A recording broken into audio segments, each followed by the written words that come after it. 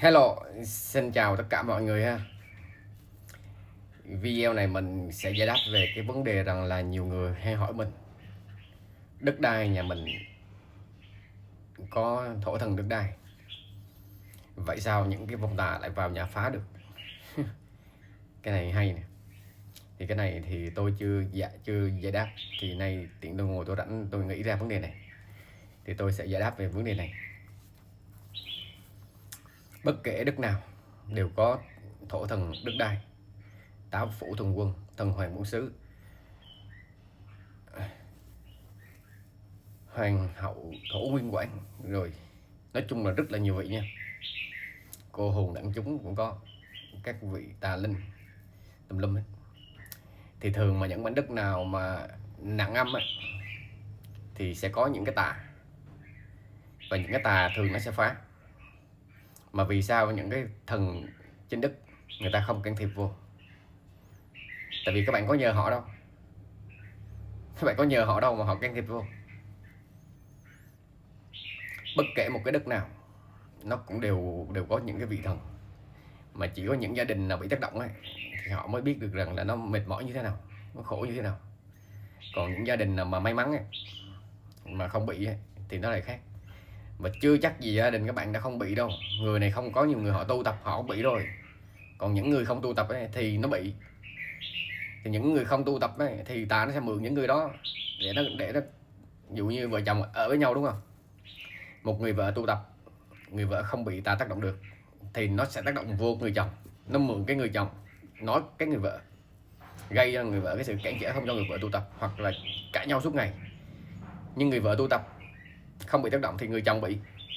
Mà đa số người chồng bị ấy, thì người vợ sẽ rất là khổ, rất là khổ tâm, thậm chí đục cho nữa chứ, đúng không? Vợ nói ra chồng nó không ưa đục cho chứ.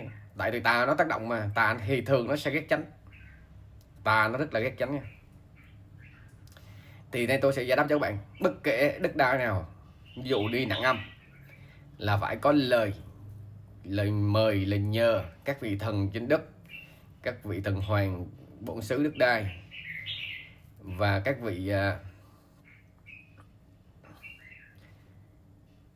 cái gì ta, tôi hay khấn tôi quên.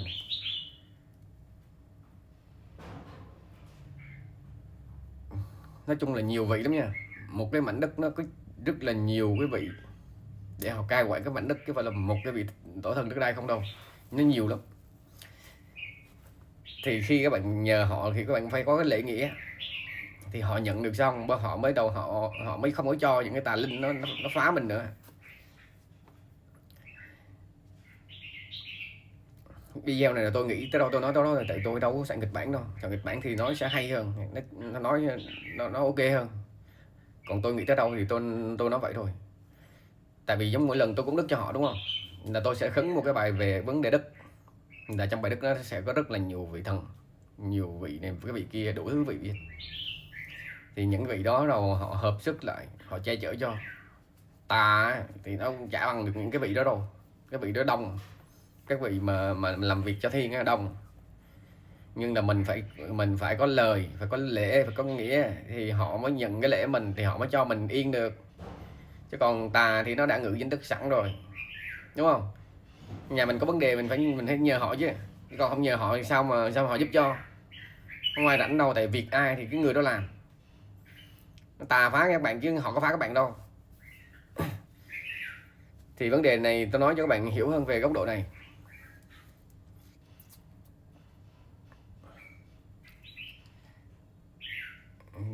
Sao đó ta? Em nói cho quên mẹ.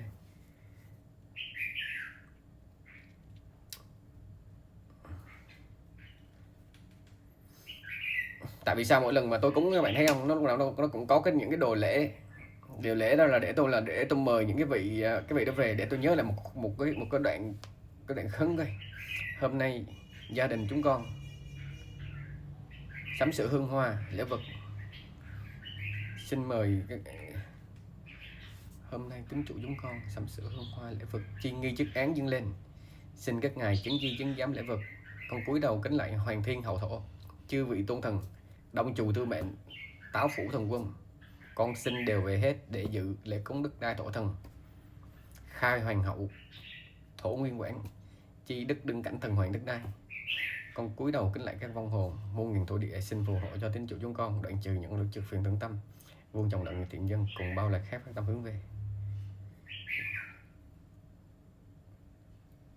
Con cúi đầu kính lại nè, tiên sư tổ cung nè, táo quân gia đường nè, môn hộ thần quan mang nương mang rợ, vua chúa rơi chúa lạc, thổ mộc tà tinh vô tự ẩn lên cô hồn đặng chúng thành lễ hương duyên cùng lắm hiệp hưởng.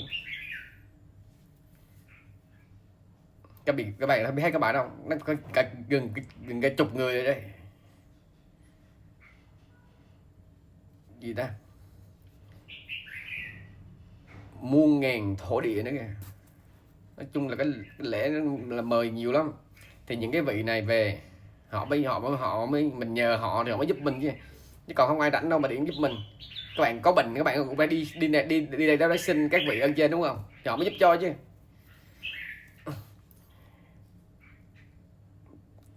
Thì cái vấn đề này tôi chia sẻ đến đây để cho các bạn tham khảo thôi. Bất kể một cái đức nào vậy thôi, mình biết tới phần âm là họ sẽ không phá, không có phá mình đâu. Những âm phá này cái âm tà nha, chứ không phải là những cái vị thần kia đâu. Những cái vị mà thần trên đất, thần thủ quan thủ công rồi người ta không phá đâu. Họ chỉ là người ở ở mảnh đất đây, đúng không. Ví dụ như mà khi mà tôi cúng người đó thì ơn trên tôi về đất đó là sẽ biết cái là hỏi những vị đấy là ví dụ như là tà này ở đây là khu vực nào, giống phim Tây Du Ký gì đây. Khi mà Tôn Ngộ Không cầm cây gõ xuống đất cái là thổ địa lên này đây, hỏi là ở khu vực này tà nó ở khu vực nào đây, thì mời những người tà đó về để cho nhận lễ đó nó không còn phá nữa.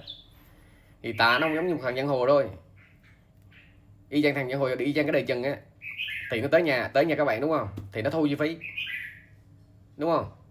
Các bạn nộp phí thì các bạn làm ăn ok, nó không phá nữa. Y chang giang hồ cái trần gian chứ khác gì đâu mà mình cho nó ăn nó không phá nữa. Còn mình không cho nó phá, giang hồ trần gian nó cũng vậy, thì tà nó cũng vậy, có khác một cái gì đâu. Còn những người mà làm quan chức ở cái trần gian với lại quan chức của âm ấy, thì họ không bao giờ phá gọi là làm sai luật, đúng không, làm không đúng luật.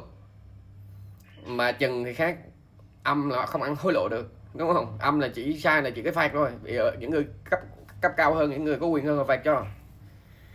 Thì các bạn phải hiểu hơn, bất kể góc độ nào về tâm linh, đất đai nặng nề là phải cúng đất, phải cúng đất nha.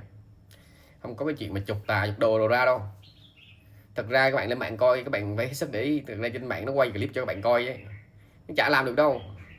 Nó quay những lúc mà âm binh rồi ốp vô, nó tự hù dọa âm binh của nó thôi. Chứ còn tà đụng vô nó bum cho ấy, là mất người ấy. Tôi đây còn chưa dám đụng chạm tà mà mấy thầy bà nó đụng chạm tà cho chết à. Tránh là tà, người ta không có liên quan gì mà tới nhau cả. Việc ai người đó làm, tà đúng không, mà nó phá, ơn danh người ta mời nhờ ơn danh giúp cho, thì ơn danh họ về họ đứng họ giúp cho, họ cũng phải lễ nghĩa khi tà nó nhận được là nó không phá nữa. Chứ không có ai bắt tà đồ được đâu. Đừng có nghe người này nói bắt tà đưa đi này đưa đi kia, không có đâu, không có ai bắt tà được cả.